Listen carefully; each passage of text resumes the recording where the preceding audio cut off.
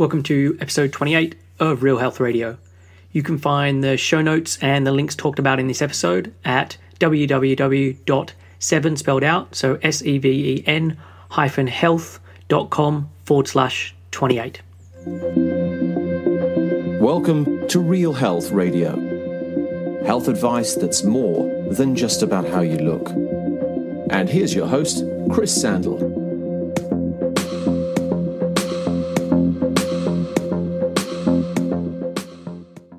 Hey, and welcome to this week's episode of Real Health Radio. I'm Chris Sandel. I'm super excited about today's show, and it's another one with me chatting with an amazing guest. And one thing I just want to say before we get going with the show is that I'm currently taking on new clients. I take on clients twice a year, and I opened up a couple of weeks ago, and I now just have a handful of slots left. I work with clients for a period of 5 months, and we have a consult for an hour every 2 weeks. And I have clients all over the world, and the consults are done via Skype. So even if you're not based in the UK, this isn't a problem. Like, more than half the people I work with are based in Australia or Canada or the US or Germany or other places around Europe or the world. And before I work with anyone, I always have a free initial chat with them. And this chat allows me to find out what you want help with and what you're wanting to get out of us working together. It also gives me the opportunity to explain how I work and the kind of stuff that we'll be focusing on. So basically, it lets both of us see if we're going to be a good fit for one another. And if you're interested in finding out more, you can head over to www.7, so SEVEN health.com/help, and you'll be able to find some more details. And if you're interested, then click on the link on this page where it says you can apply for a free chat, and I'll get back to you within 48 hours and we can arrange a time. So if you want some help at the start of this year with your health or your nutrition or body image or food issues or any of this kind of stuff, head to www.seven-health.com/help and get in contact. Okay, so let's get on with today's show. As I said at the start, this is another one with a guest, and today's guest is Andrea Owen. Andrea is a life coach, a mum, an author, a roller derby rebel, and a hellraiser. And she's passionate about empowering women to value themselves and fiercely love who they are. She helps women to get what they want by letting go of perfectionism, control, and isolation, and choosing the practice of courage instead. And you can find out more about her at yourkickasslife.com. So I first discovered Andrea's work about 5 months ago. She was one of the guest lecturers in the Stop Fighting the Food program by Isabel Fox and Duke, and I loved her lecture as part of this. I started then following her podcast and basically just binged on it and went from her most recent works all the way back. And she is someone who has studied with Brené Brown, who I am a massive fan of. And this is something we talk about as part of the show, focusing on the Daring Way method, which is Brené's training course and what Andrea uses when working with clients. And if you don't know who Brené Brown is, I've put her 2 TED Talks in the show notes, which I highly recommend checking out. These are things that I send to clients all the time, and they're fantastic. With Andrea, we also cover other aspects of her life, and she's someone who has been through some really tough times, and she's very brave with sharing her story and telling it like it is, which is one of the reasons why I really love her podcasts. And I've really been trying to listen to more podcasts on a real range of different topics so that I can work on being a better interviewer. And I'm really pleased with how this show came out, although I think in total honesty, this is 90% down to Andrea and how fantastic she is as a guest. So enough with the intro, let's get started with the show. Hey Andrea, welcome to Real Health Radio. Thanks so much for joining me on the show. Hey Chris, I'm super excited to be here. Cool. Well, look, let me just say, just to start off, I discovered you probably 5 or 6 months ago, and I'm really making my way back through your whole back catalogue of podcasts. And it's a real treasure trove of stuff, and I love what you have to say and your approach. So I'm super excited to have you on the show. Well, I'm honored. Thank you. I'm actually really excited about this conversation. Cool. So you're a life coach, and for anyone who doesn't know who you are, how did you get into that line of work? And I know you have some pretty interesting stories and what led to that path. So maybe just give the Cliff's Notes about your background and your history. Yeah, I discovered what life coaching was in 2003, and it was kind of funny. I was married. I had a different husband then. It was my first husband, and I remember sitting at the computer looking at a life coach's website, telling him like, oh my gosh, this is actually a job. Like I could do this for a living. I think this would be awesome. I think I'd be good at this. And I said to him in the next breath, but I don't have a whole lot of life experience, so I think that a life coach would need life experience. So 2 years later, that husband of mine had an affair with our neighbor and got her pregnant. We had a messy, traumatic, dramatic divorce.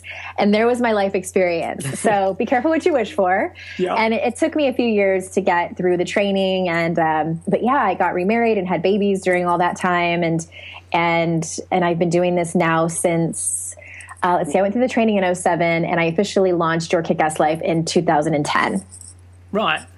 And so, look, one of the things I really enjoy about your podcast is that it's very honest and real, kind of true life. And too much of, I think, the life coaching and self-help type stuff seems so unrealistic. Like there's this happiness that everyone's going to have each and every day. And it's why I'm also probably drawn to Brené Brown's work, because it feels so real. And I'm always telling clients they need to live in the is world as opposed to the should be world. And do you think that maybe a lot of people's issues come from a misunderstanding of what life should really be about or really be like? I think it's a combination of things, and I think you nailed part of it. I think that in the online world, it's easy to paint a picture and sell, this whole idealistic lifestyle of, think good thoughts and positive vibes only and things like that. And to me, that's just not real life. And Glennon Doyle Melton is someone I follow, and she has a great quote where she says, life is hard, not because we're doing it wrong, but just because life is hard. And that's true. And it can be beautiful and amazing and all these wonderful things.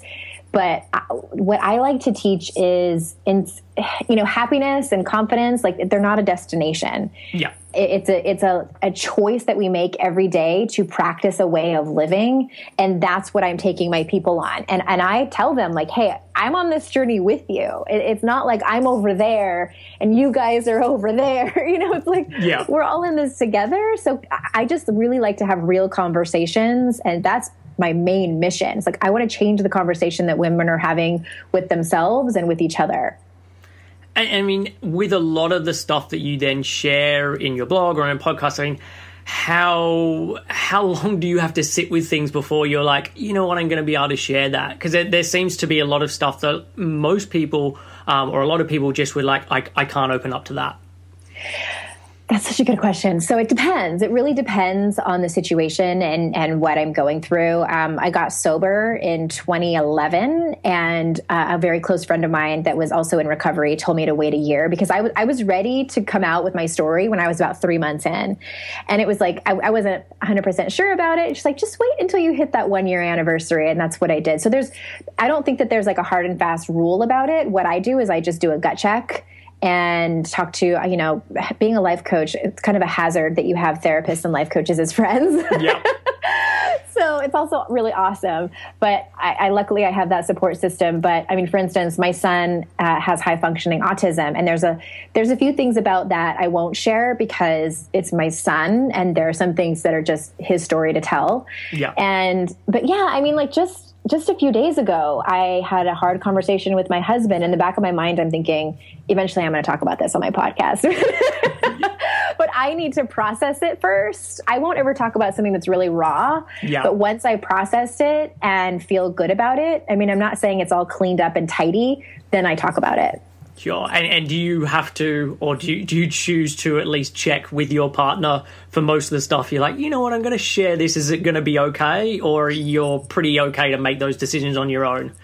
He's so cute. He's an engineer. He's not super into personal development. So what the deal that we have is that I talk about stuff, but I share my story. So I'm not going to tell people like what he said. I share like really neutral about him, again, because it's his story to share. If he chooses to have his own podcast and tell his story, he can, which I don't see happening anytime soon. But I really share my own experience in it and my own crap and like what I was feeling and what got in the way for me. And that's plenty. That's enough. Yeah.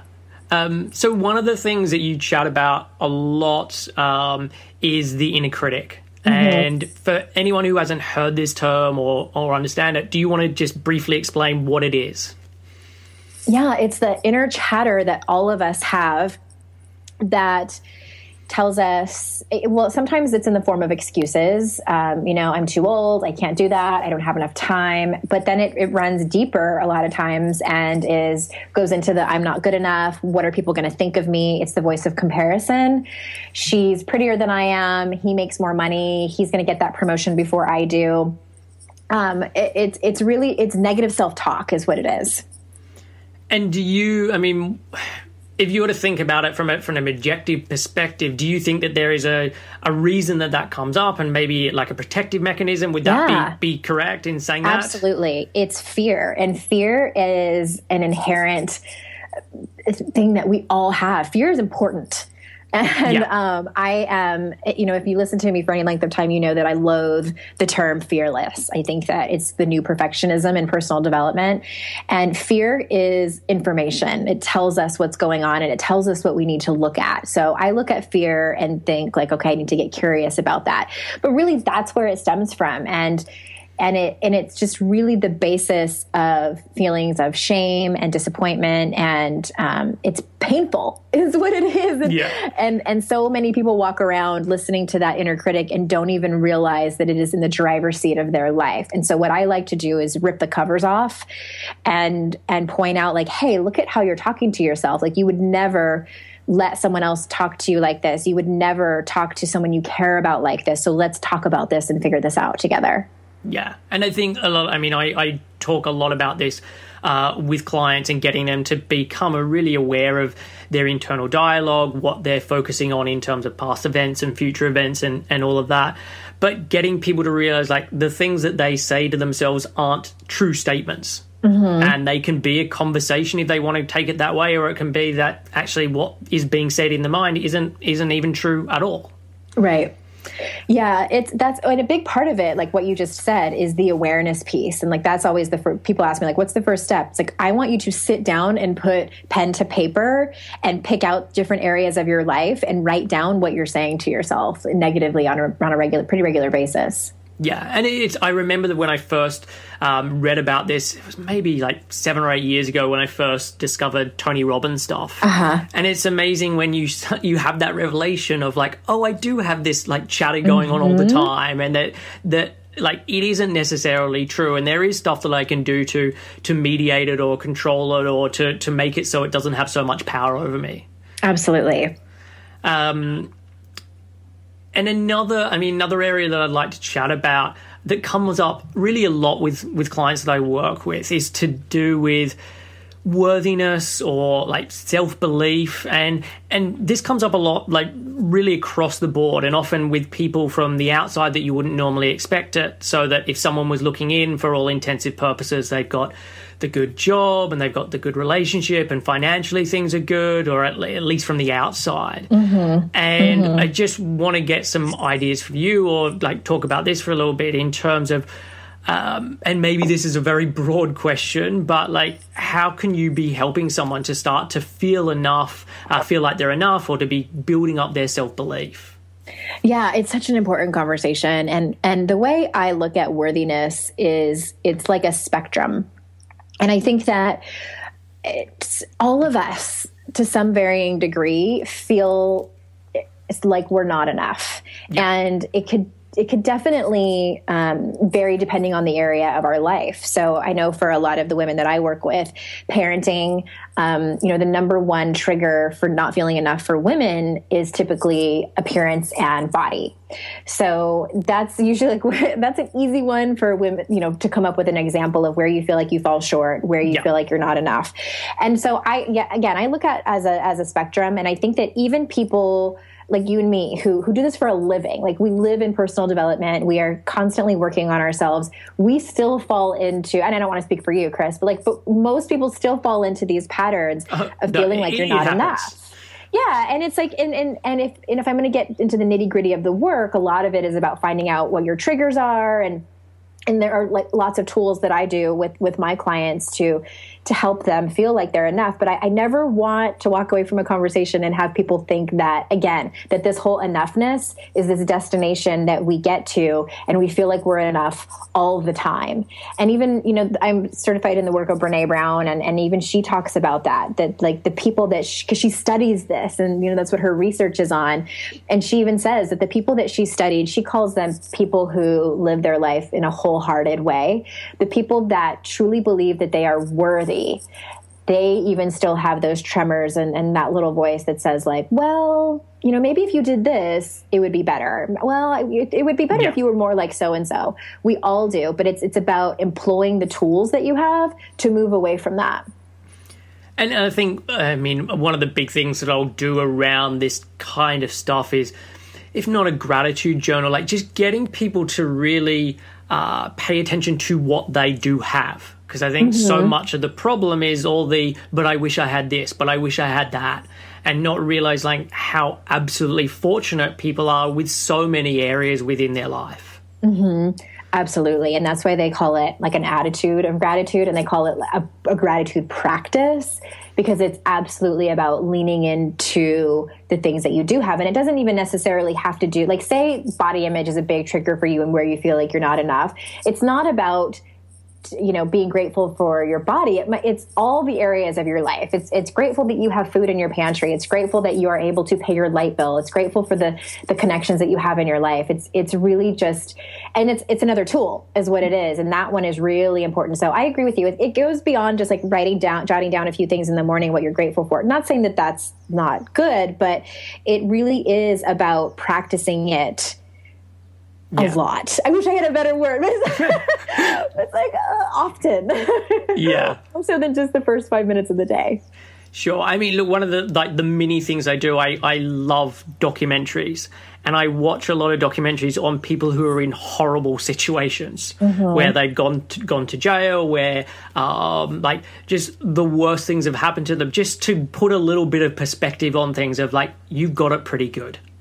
Exactly. Absolutely. And I remember when I call it, my what the hell moment, when I was on the floor in my empty apartment, and it's a long story, but I was in a bad place, Chris, and I was in the fetal position crying on the ground. And this was right around the time that movie, The Secret, came out, which is all about the law of attraction and vision boards and things like that.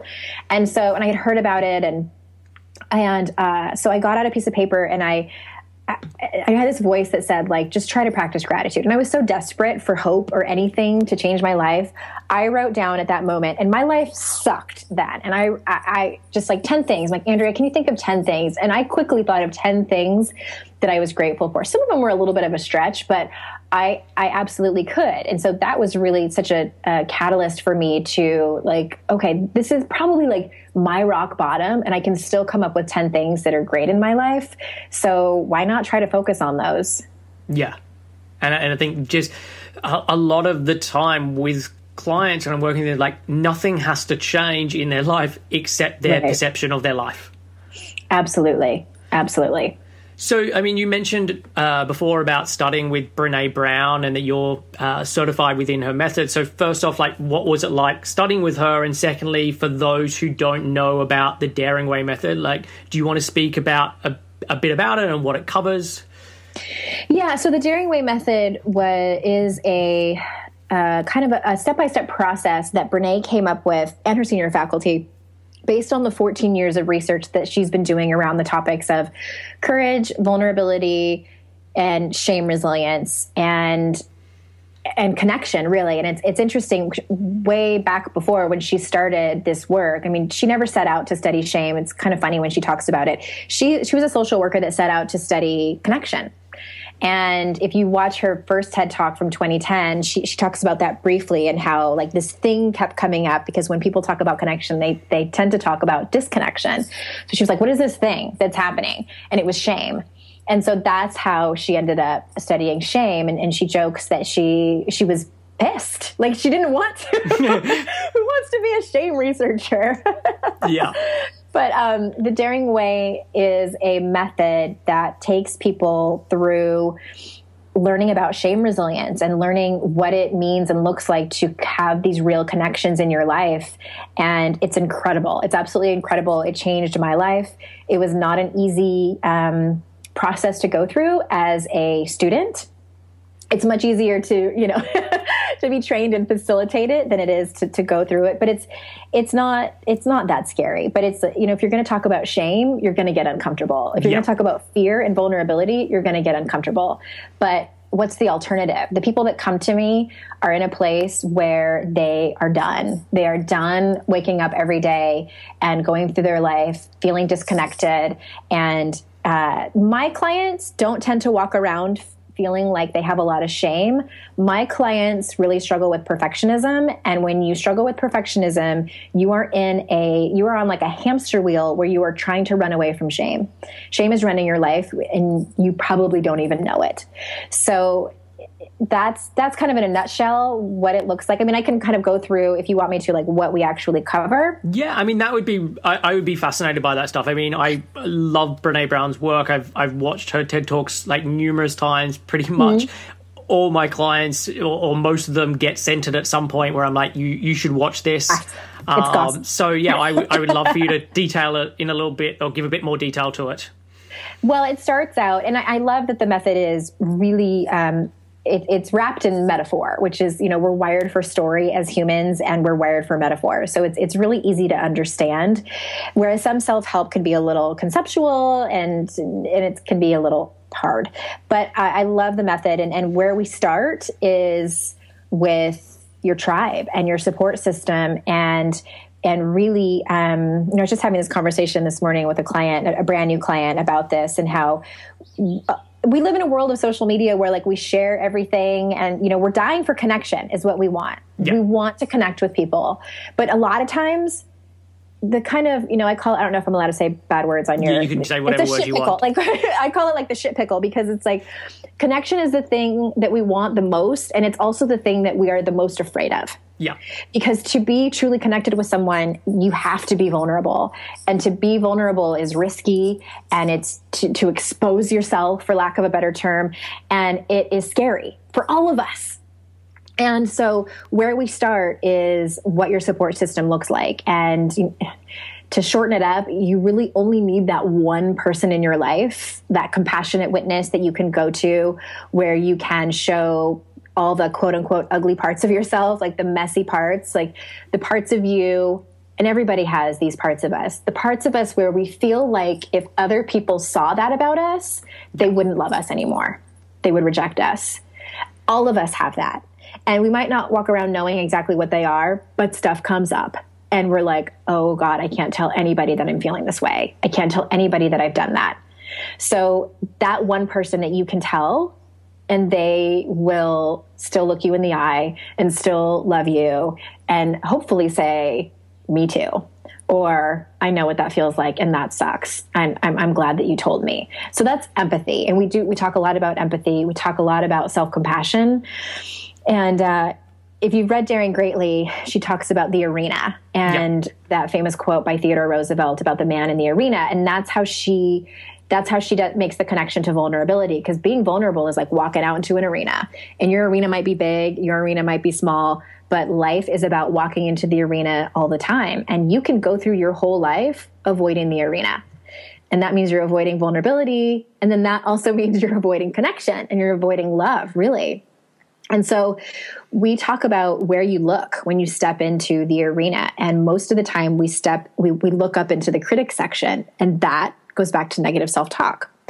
And also sometimes it's people that are hurling advice and their opinion and judgment and criticism, all the things that are painful for us. So instead, Brene asks us to practice looking to the seats of self-compassion. And that's foreign for a lot of us. We don't know what it looks like to practice self-compassion or to tell our story to that one person that will express empathy to us. So that's sort of like the beginning of the method. And then we move into shame, which, and there's also, talk about vulnerability and the myths around vulnerability. We go a little bit into family of origin and like how vulnerability was modeled for you, because most of us did not grow up in houses where vulnerability was encouraged. And then we walk into shame, and what Brene really wants us to know is one, the physiology of shame. Like what happens to your body when you're in shame? Because to become shame resilient, you have to know when it's happening. We all know what it feels like, kind of, but like quickly. Like I want you to know what is happening in your body so that you know that you're in it, so you can practice resilience. And we also talk a lot about values, because that's your North Star. And we talk about armor, which actually is I'm writing a second book, and it's all about the armor. And the armor is the stuff that we suit up and put on every day before we walk out into these arenas. And armor for most of my people looks like perfectionism, people pleasing, hiding and isolating, blaming, numbing, and sometimes lashing out. There's all kinds of it. And all of us put it on. I mean, even myself, who's done this work over and over again, there are times when I suit up and put on that armor. And the great thing is now I know when I'm doing it. I know when I'm hustling. Yeah. And and then it goes on into finding out what your triggers are, and that's like the very short version of what it looks like. And I mean, I know for me, I study lots of different programs and I pull in bits and pieces. For you, do you use mostly just that system when you're working with clients, or it's like, oh, I use a little bit of this and a little bit of that? Well, legally, if I'm calling it the Daring Way, I have to follow her guidelines. Sure. They're very strict about that. But I explain it differently than Brene would explain it. And that's what I've had, some people say that reason that they like me. They're like, sometimes I didn't get it until I heard you talk about it on your podcast or a blog post or something like that. So I do infuse a little bit of my own stuff. I tend to be quite honest with you, I infuse more about self-compassion, because in the Daring Way method, they talk more. It's really interesting. And the reason that she doesn't talk more about self-compassion in that particular lesson is because it's Kristen Neff's work, and she's a researcher also in Texas, where Brene is.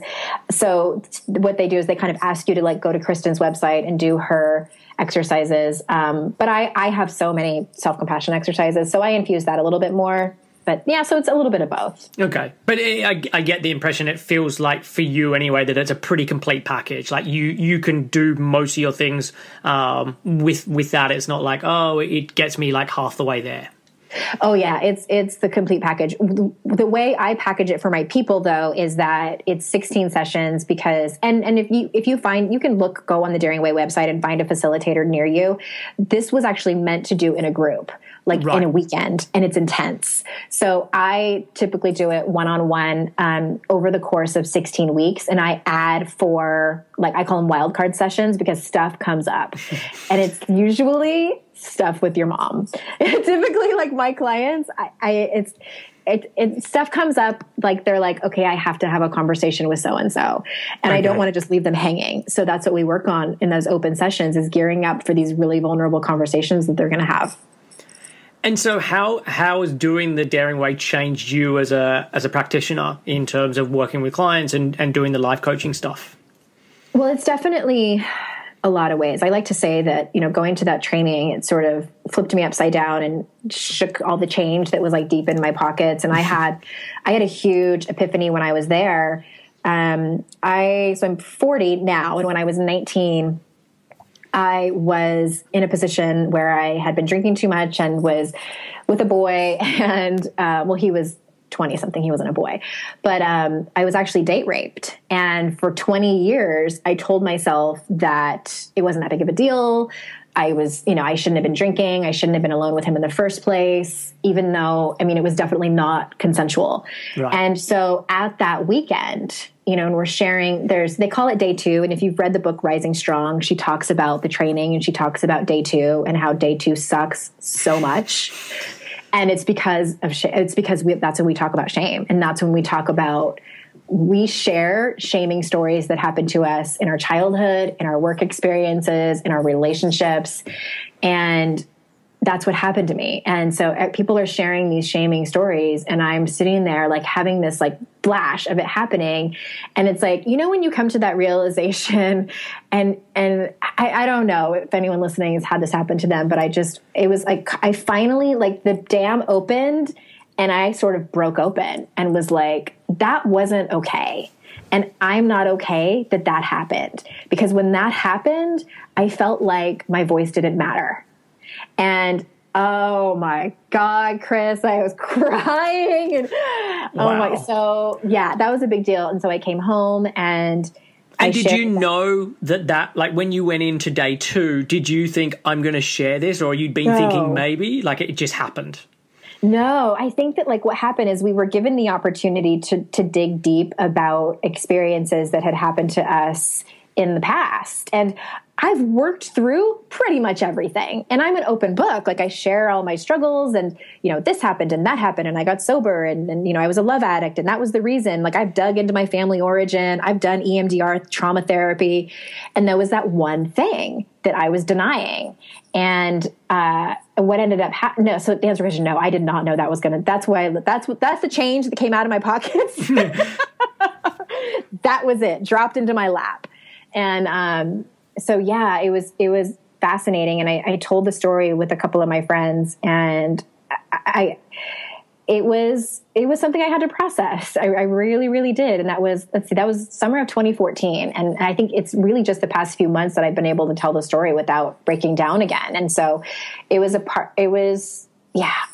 don't know if I have much more to say about it. It just really, again, it just gives you the opportunity to tell your story and be really, really vulnerable. Yeah, I know. I remember listening to that podcast when you told that story, and yeah, it was incredibly courageous and was pretty much the definition of vulnerability. And it's like, and I'm not going to sit here and pretend that is like easy peasy for me. And I do think that I have something in my personality where I've always been like the person that calls out that the emperor is naked. That part I think is not part of everyone. I think it's a little bit different for me that I can share, but I will say that after I do share those, I definitely have vulnerability hangovers where I'm like, oh my God, like what are people going to, like, Andrea, what are you doing? It's like my own inner critic is kind of like, and then that goes into the triggers that I was talking about. Like we all have these ideal identities, how we want to be perceived in the world. And a lot of us don't know it. And that's part of the work that I do is I help people uncover that. One of my ideal identities is like, I want everyone, like if I'm going to be honest, I want everyone to think I have all my shit together. Like I can share a vulnerable story and I'm good, like just go have another cup of coffee and everything's fine. But it's really strange how it's part of our biology, I guess, that we have all these, it's like a survival thing. Like we want people to think we're good, we're perfect, nothing phases us. And as a helping professional, I think it's an added sort of like topping. Yeah. It's like we got to have our stuff together, or how else are we going to help people? And the great irony is the people who've normally been through the most, like you have so much more experience and so much more to offer than someone who's got their shit together their whole life. Nobody has all their shit together all their life. Exactly. And if they say that they do, they're lying. Yeah. I think, I've met people that had really blessed childhoods and I'm one of those people. We had a lot of love in my family. And I was, I would be lying if I didn't say like I had privilege. Yeah. I definitely absolutely own that I have privilege. And, when I meet these people that have similar childhoods, and what 99.9% of the time ends up coming up is that they grew up in a house where vulnerability was absent. and there's a lot of perfectionism and they struggle. And so I can read between the lines now and spot it, but nobody has a perfect life. And the people that are trying really, really hard to pretend like they do are probably the ones that need the most help and are really struggling inside. Yeah. And look, I mean, I reflect back on my childhood and I'm like super blessed. Like I've got really good parents who are still together, very happy marriage. Parents didn't have anything to do, any issues in terms of eating or dieting, or like I had all of that stuff and it was amazing. But there's always stuff that comes up and there's always situations that you remember of being teased or someone saying something at a child that then sticks with you. So yeah, I think everyone has their stuff. Well, in relationships, I mean, like our intimate relationships, those are difficult. Like you're asked to partner up with someone, and we always hear about like have more love and intimacy, and what intimacy is? That's vulnerability. Yeah.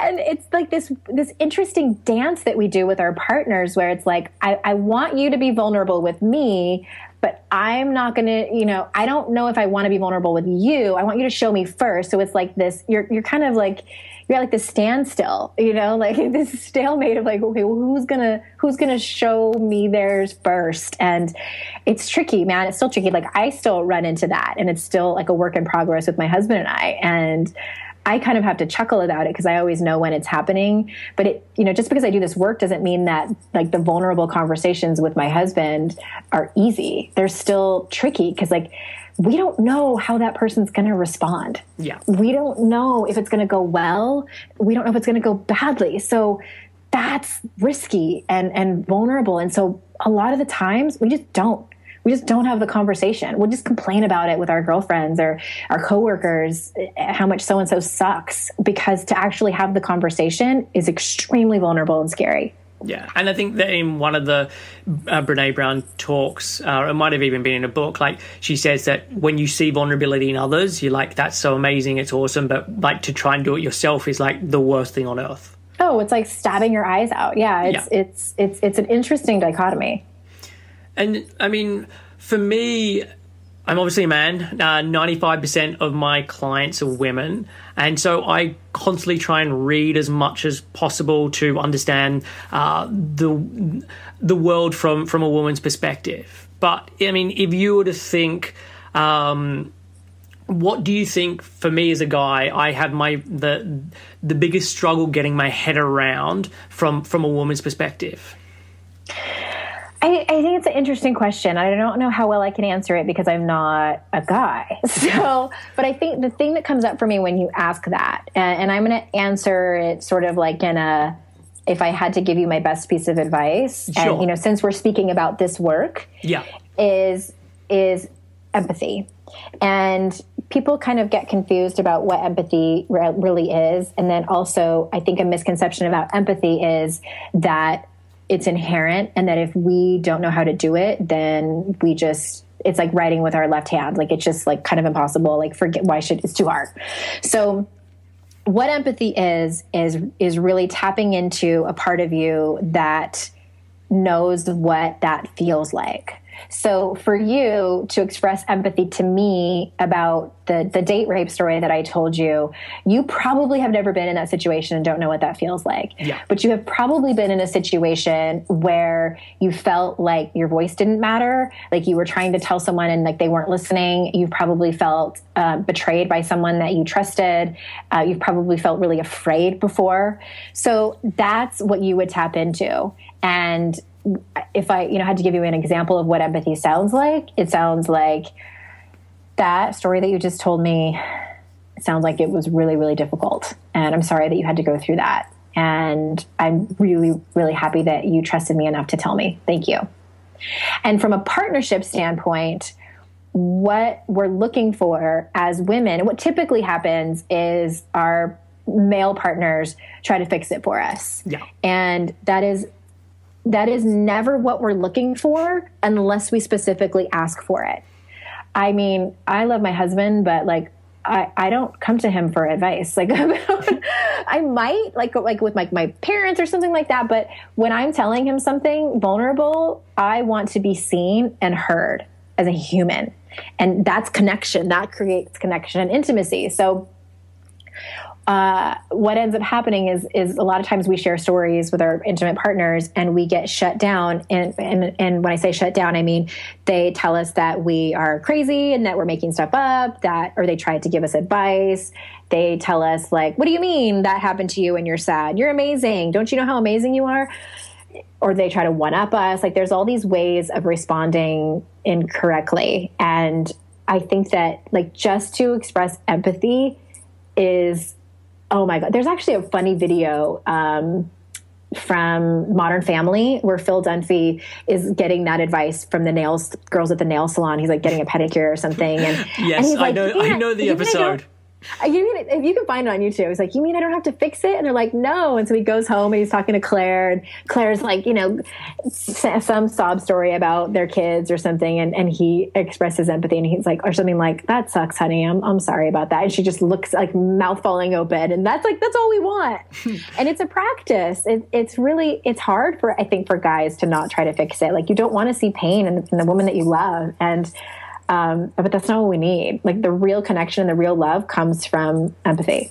Yeah. And I think I've definitely learned that over time as well. It's like, what is like, and I might even say it to my girlfriend, Ali, at the time. It's like, what are you wanting from this conversation in terms of, are you wanting me to try and bring up solutions for you? Or are you just wanting to tell me this stuff? Yeah. Yeah. And sometimes she might be so taken aback by you even just asking, like she might be like, I don't really know what I want. And if that's the answer, then you probably just wanted to be seen and heard for your story. Yeah, sure. And I mean, you mentioned Modern Family. There was when you were telling the story about me maybe not being able to be fully empathetic about your rape story because I've never been a female. There's a really great show called Master of None. I don't know if you've seen it, by a guy called Aziz Ansari. I know he is. Mm-hmm. Yeah, and he's got a whole episode on like what it's like to be a woman, and then kind of discovering that from a man's perspective and what women have to go through in terms of being sexualized and all this. And it's like just so on the money. So I would highly recommend people checking that out as well. I mean, the whole show Master of None is phenomenal. I think I watched it in like a day. Gosh. But it's really, really good. So I know, I mean, I've said before, your podcast, you're very open and honest about different things that have gone on in your life. What do you think's been the toughest thing that you've had to overcome, and why do you think that particular thing was tougher than anything else?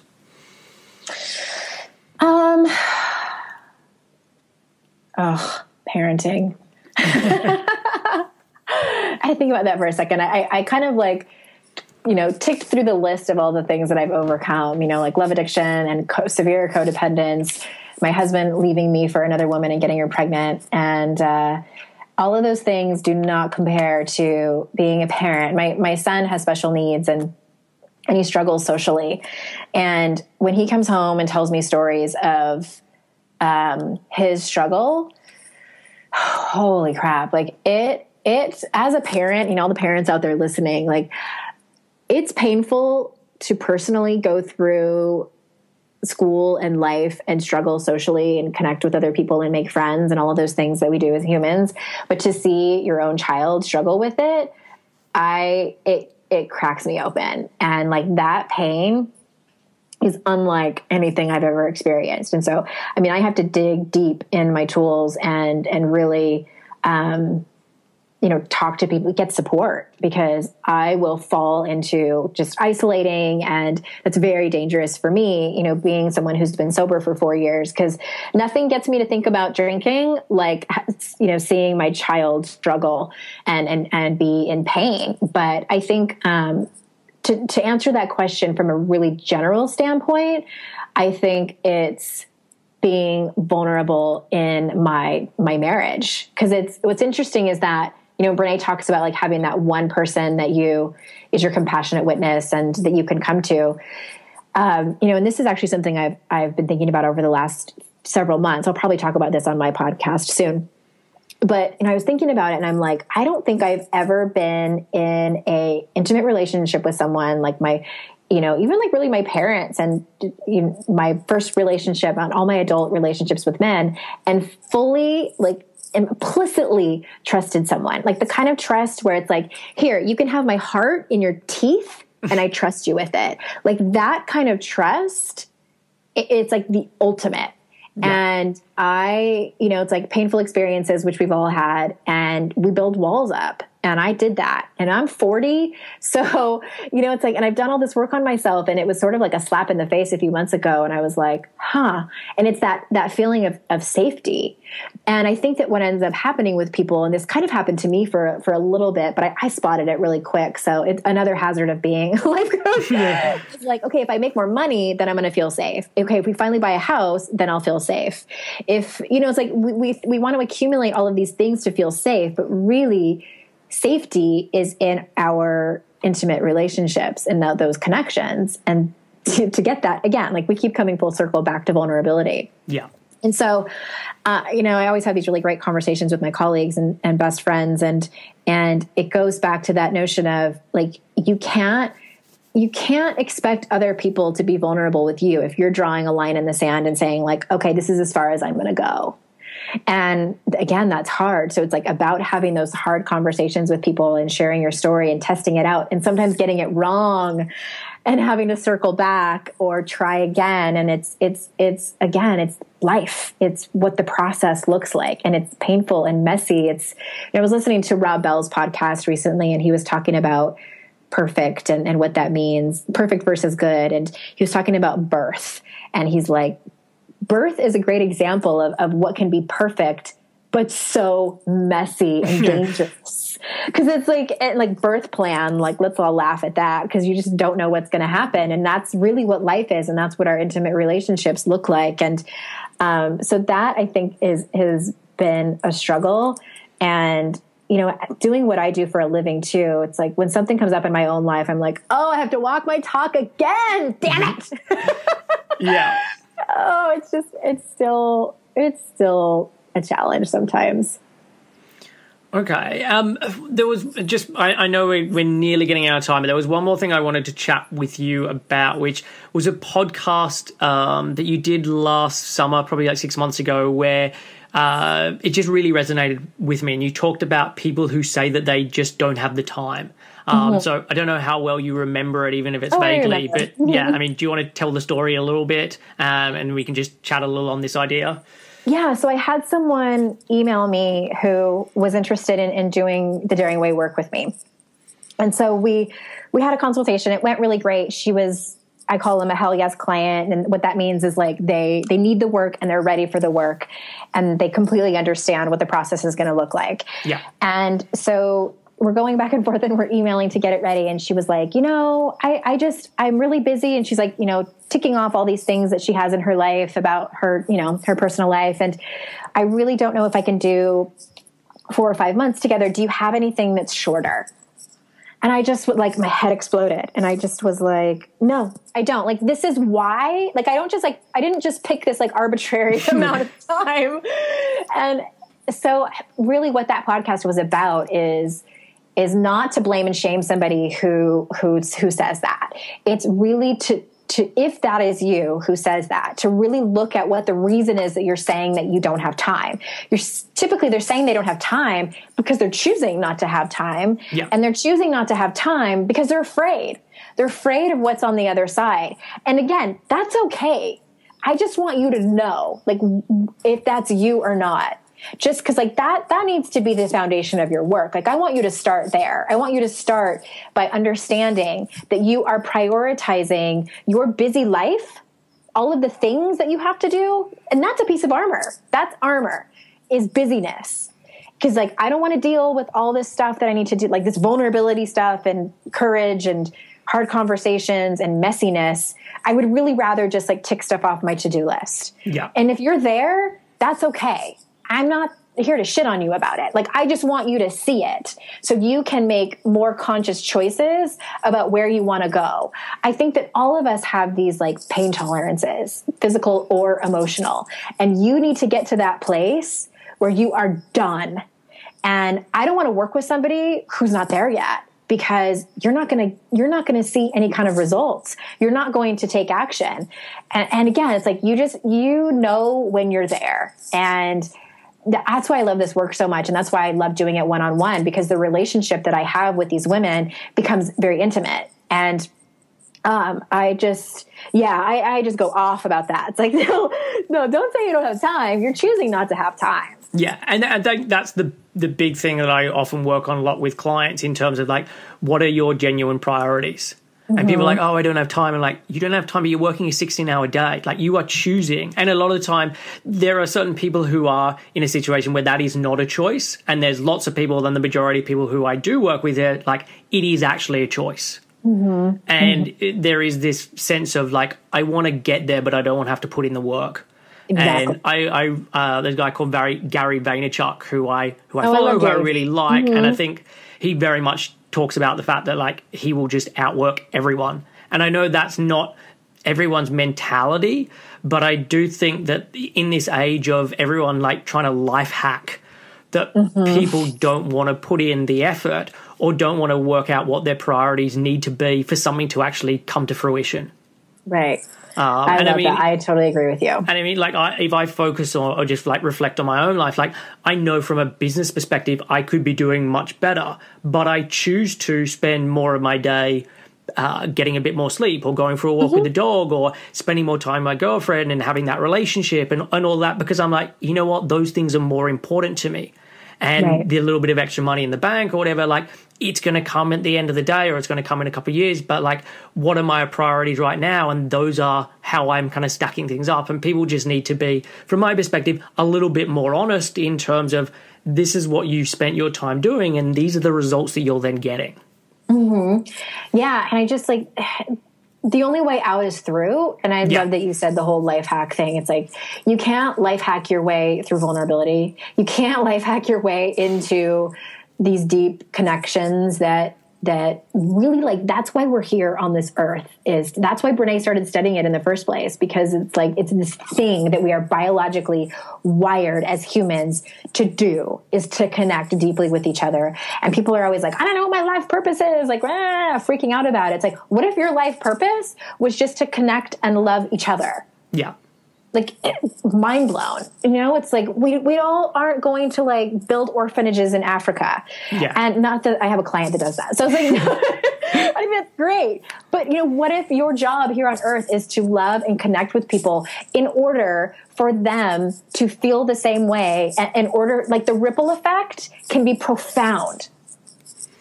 Yeah, and I think that, I mean, it also then taps into the idea of celebrity and fame and everyone wanting to be this big thing, and their beliefs about what that will do to them and how that will impact on their happiness and all of the probably the myths around that stuff.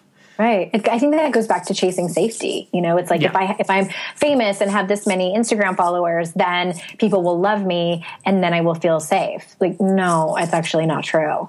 Yeah. So look, we are pretty much out of time, but before we close up, like, do you want to just say where people can find you, and if you've got anything that is going on at the moment that you want to plug, then like, feel free to do that. I actually don't have anything at the moment that's going on right now, because I'm stepping into writing my second book. I appreciate the space, though. I'm at yourkickasslife.com. We have a new website coming soon, sometime in February. I have no idea. But I always, you can sign up there and get my podcasts and blog posts and anything else for free that I'm doing. And I'd love for people to say, the best place to come and say hi to me is probably on Instagram. Okay. So I love to hang out there. Cool. Well, look, I will put all of the links for where people can find you in the show notes. Thank you so much. I love this conversation. I could talk about this stuff all day long. Awesome. Well, look, I'm so happy that you came on the show, and I really loved this conversation. I think people are going to really benefit from everything you've shared. Thank you so much, Chris, for having me. Thanks for listening to Real Health Radio. If you are interested in more details, you can find them at the 7 Health website. That's www.7health.com.